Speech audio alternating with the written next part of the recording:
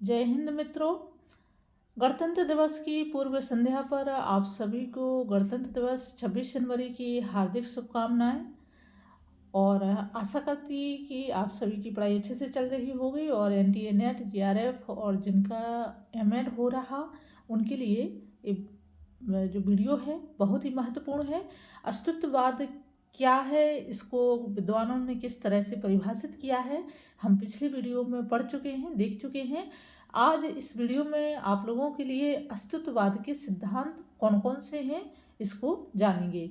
इससे पहले अस्तित्ववाद के बारे में विद्वानों के क्या मत रहे हैं और उन्होंने इसको किस तरह से बताया है, थोड़ा सा हम इस पर भी एक नज़र डाल लेते हैं।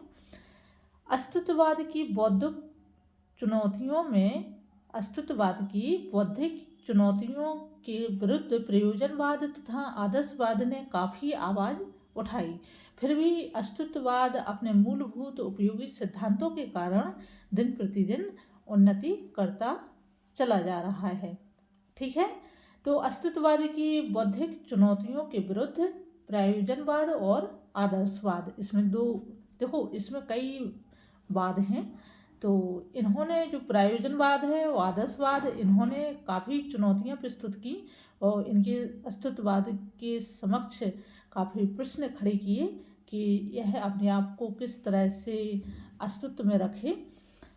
आगे हम देखते हैं कि अस्तित्ववाद के लिए सत्य, शिव तथा सुंदर का अर्थ जानना अभिष्ट नहीं है, अपितु अभिष्ट यह है कि मानव में इनके प्रति जागरूकता पैदा की जाए। किसके प्रति? सत्य, शिव और सुंदर। कहते हैं कि यह संपूर्ण सृष्टि जो है ये तीन आधारों पर ही बनी हुई है। किस पर? सत्य, शिव और सुंदर। उनकी जो सत्य है वो शिव है और सुंदर है। यदि हम तीनों इन शब्दों को डिफाइन करें तो जीवन का मूलभूत उद्देश्य नजर आता है। आगे हम देखते हैं कि जिससे कि उन्हें आत्मज्ञान हो। किसको? मानव को। सत्य, शिव, सुंदर का अर्थ जानना अस्तित्ववाद का प्रमुख उद्देश्य है कि मानव इसको समझे और उसको आत्मज्ञान हो। आगे है, तभी वह कतिपय जीवन मूल्यों का विकास कर सकता है। प्रत्येक व्यक्ति का इनके लिए अर्थ तथा महत्व पृथक पृथक होता है। इसलिए समस्त मानव जाति में इस ब्रह्मांड सार्वभौमिक सत्ता तथा जीवन एवं मृत्यु के प्रति एक जैसा सिद्धांत, जैसा कि अन्य दार्शनिक विचारधाराएं कर रही हैं, विकसित नहीं किया जा सकता। जीवन का अंतिम तथा चरम अर्थ है क्या है, इसका समग्र रूप से कोई उत्तर नहीं दिया जा सकता। संक्षिप्त में हम देखते हैं कि अस्तित्ववाद के सिद्धांत कौन कौन से हैं। तो यहाँ पर अस्तित्ववाद के सिद्धांत बताए गए हैं जो कि निम्नलिखित हैं। नंबर 1 पर है, सत्य, शिव तथा सुंदर का मूल व्यक्ति की आंतरिक इच्छा पर निर्भर होता है। दूसरा है, क्या है? दूसरा है, सभी प्रकार का ज्ञान तथा सत्य व्यक्तिगत तथा विषयगत होता है। अस्तित्ववाद के मानना है कि जितना भी ज्ञान है वो कैसा है? सत्य, व्यक्तिगत और विषयगत होता है। आगे हम देखते हैं,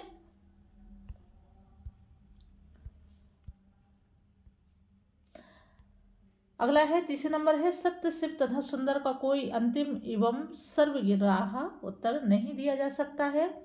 अगला पॉइंट है, अपनी पसंदों के आधार पर अपने अस्तित्व का आधारभूत यथार्थ के द्वारा व्यक्ति अपने अनोखे स्व का निर्माण करता है।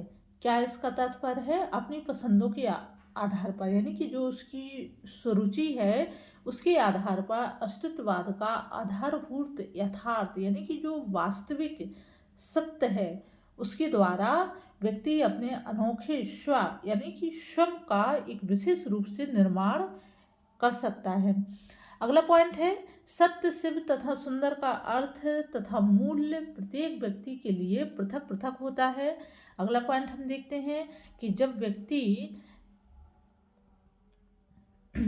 अगला पॉइंट क्या है कि जब व्यक्ति इनके अर्थ तथा मूल्य से अपने संबंधित, जब तक व्यक्ति इनके मूल्य तथा अर्थ से अपने को संबंधित नहीं कर लेता है तब तक उसका जीवन सार्थक नहीं होता है। किससे संबंधित नहीं कर लेता है? अस्तित्ववाद से। अस्तित्ववाद का मूल अस्तित्व उद्देश्य या अर्थ क्या है? सत्य, शिव और सुंदर। अगला पॉइंट हम देखते हैं कि व्यक्ति के स्व के द्वारा ही उसके अस्तित्व का निर्माण होता है। अगला पॉइंट है कि आत्मज्ञान के द्वारा व्यक्ति अपने दृष्टिकोण के अनुसार सत्य, शिव तथा सुंदर की पहचान कर सकता है। अस्तित्ववादी विचारधारा के अनुसार अध्यापक का कार्य बच्चों में आत्मज्ञान की इच्छा जगाना है।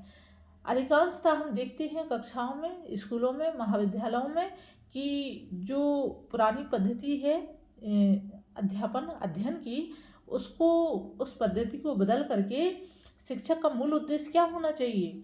छात्रों को, बच्चों को आत्मज्ञान की इच्छा या उसकी जिज्ञासा की वास्तविकता क्या है, सत्य क्या है, जीवन क्या है, इन इच्छाओं को, इन जिज्ञासाओं को जगाना होता है।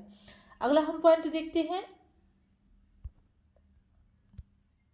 सत्य, शिव व सुंदर का ज्ञान व्यक्ति के इस उदासीन संसार में अपने व्यक्तिगत अस्तित्व की पहचान करने तथा संघर्ष द्वारा मनुष्यत्व का पूर्णता की ओर बढ़ना, यथार्थ के प्रति अंतिम संपर्क